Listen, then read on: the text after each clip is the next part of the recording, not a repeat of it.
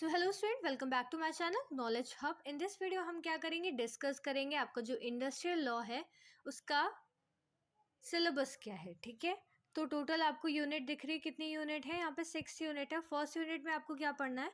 Factories act, जिसमें आपको importance, definition, provisions of factories act related to health, safety, welfare of workers, working hour of adults and young person. मतलब first unit में आपको factories act में उसके importance पढ़ना है, डेफिनेशंस पढ़ना है, और हमारे बहुत सारे प्रोविजंस हैं फैक्ट्रीज एक्ट के किससे रिलेटेड, हमारे हेल्थ, सेफ्टी और वेलफेयर किसकी? वर्कर्स की।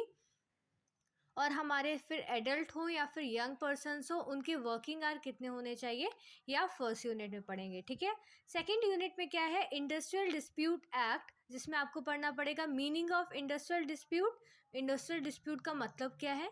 Authorities under the industrial dispute के अंदर आपको कौन सी अथॉरिटीज़ मिलती हैं, ड्यूटीज़ क्या है, and the rights take off the lockouts, lay off the retrenchment का मतलब क्या है। ठीक है, ये सारी चीज़ें आपको पढ़नी है इंडस्ट्रियल डिस्प्यूट एक्ट में।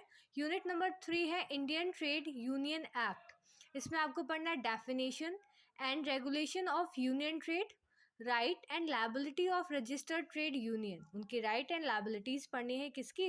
रजिस्टर्ड ट्रेड यूनियन की।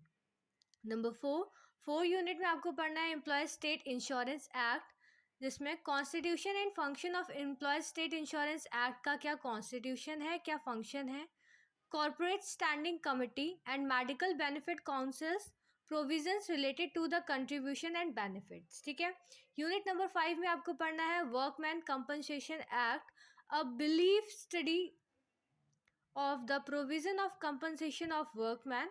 यूनिट 6 में आपको पढ़ना है मिनिमम वेजेस एक्ट या पेमेंट ऑफ वेजेस एक्ट, जिसके importance, definitions and brief study of the provision. So student, ये आपका सिलेबस था इंडस्ट्रियल लॉ का। ठीक है, और चैप्टर से एक बार आप देख लो।